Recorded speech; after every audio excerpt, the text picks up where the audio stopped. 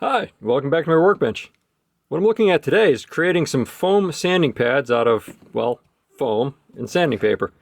I'm not sure how this is going to work, so that's why I'm going to create a few of them and then take them out into the field and see if they'll actually sand down a bike that I need to sand. I need to get around the rough areas of the bike, so all of those tubes on the bicycle that need to get sanded down before I paint it.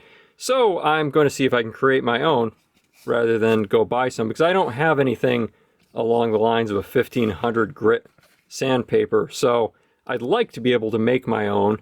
It'll save some shelf space, so I don't need to store these pre-made sanding pads. This is a 160 to 320, somewhere in that range, grit sandpaper. It won't do for the purpose I need it for, which is taking the surface finish off the bike, and then it'll let me repaint it without too much hassle.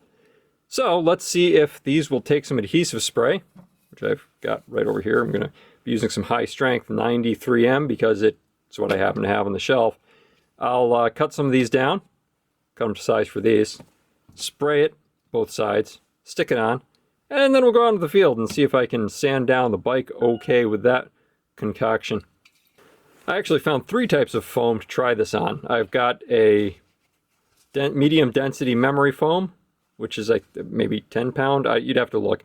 It's the stuff that beds are made out of, so basically whatever poundage they usually make a cheap mattress from. That's this stuff. I've also got some egg crate. It's just standard egg crate from some packaging I got in on a piece of equipment. I think this is anti-static, but that's probably not going to weigh into it too much. And some much heavier foam. I'm thinking this will be good for only slightly rounded areas. It won't conform that easily, but it also isn't going to break up the sanding pad all that much. Well, let's get these set up, see how that works, and then take it out and see how it actually works out in the field.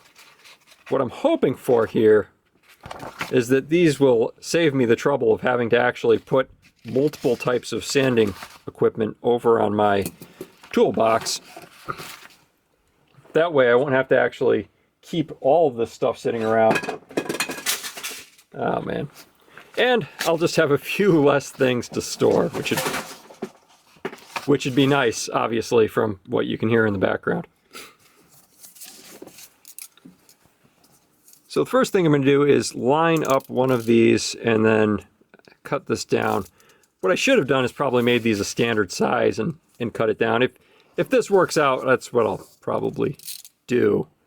But just for our test purposes today, we will cut to suit, because frankly this is what I had on hand and this will be a little quicker.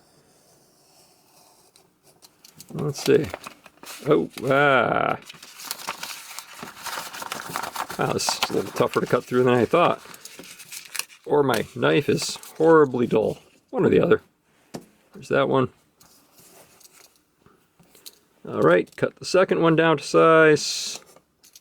Oh, I think what I'm getting here is that I'm dragging it across the foam, and the foam doesn't cut up that easy. So, yeah, that's what I'm seeing there. So, less a problem with the knife than the fact that the foam just doesn't cut through. That's some really spongy stuff, the memory foam from an unused mattress.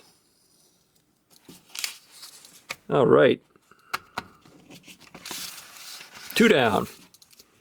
And it looks like, yeah, we're just about right on the tail end there. So let's use the machine cut corner. Cut that down. I was fortunate to find bulk sandpaper at a good rate from a commercial supplier that stopped by one of the trade shows I used. Weirdly, that was the one thing they had at the automotive show that was just a really good price, was carbide sandpaper. You could get it in job lots from gentlemen who had it there at almost nothing. And then the last time he was there, he was actually shutting down the business. He decided to retire because he was getting older.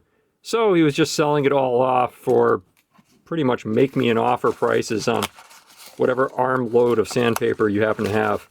So it was a really good deal. I'm still missing a few different types of grit, but aside from that, good deal. So if you're ever looking for things like sandpaper or bulk supplies, where auto shops and places like that get them in regularly for much better prices than what you'd find retail over at the job shop, well, box stores basically.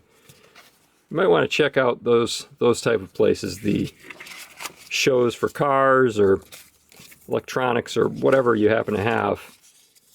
And you might find a much better deal than what you'll find at the big box home stores. All right, now to spray a bit of adhesive. This will be the messy part. Hopefully this works out okay, and the tip is... all right. This is going to be a heck of a job to clean up, but whatever.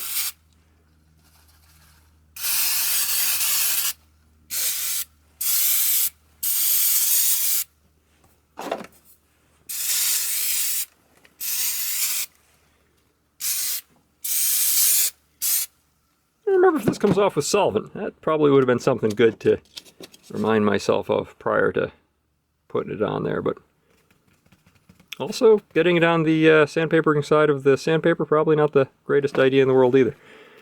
Let's see if I can get these up without getting it all over the place. All right, it's 2. So that's something to think of next time. I will probably figure out some way of keeping the sandpaper side and the gluing side completely separate when I'm doing the gluing, if this all works out otherwise.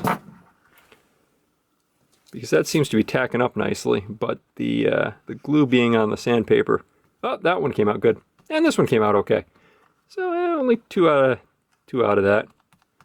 My workbench isn't the best place to do this anyway, so I could probably come up with a better area to do this in than, you know, on top of my cutting mat, but good for demonstration purposes anyway.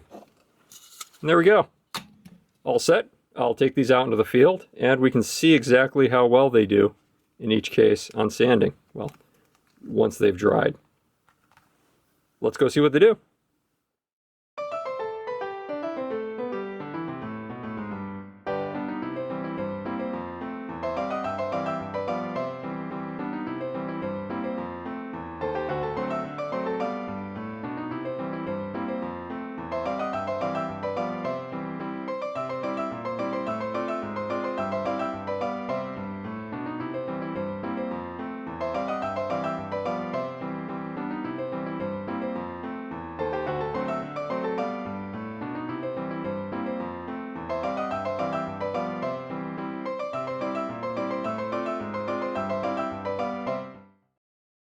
And back to the workbench to see how our contestants fared. So the foamy pads, the very thin foam, or the lightweight foam pads, they fell apart a little bit, but I was also using those to go around the pipes to clean the paint off. So all in all, I think they held up pretty well for what they were. I'm satisfied with that. They were still doing the job at the end there, even being as cratered as they were, and the sandpaper didn't fall off with the high-tack foam holding it on. One note on these, the high-tack foam, more foam was better. So foaming both sides and putting them on worked better than on the initial run than these that I made. This is the second run that I didn't film making that I was using there. These were, I foamed one pad side first, I put them together. They didn't quite stick, I had to peel them off. Put them on both sides, and then they gave a nice adhesive hold, as you can see, and didn't come off even when the pad was being destroyed.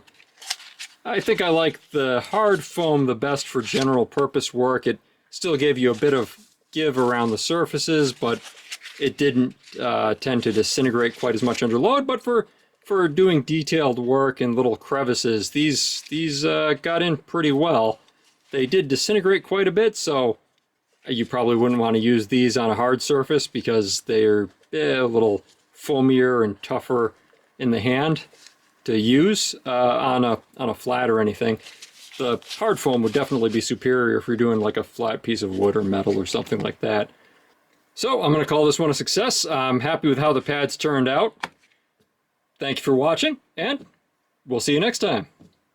Another fun fact. So the high strength 90 spray adhesive will do a great job holding things down, and it'll also take the surface right off your cutting mat, so probably don't want to do that.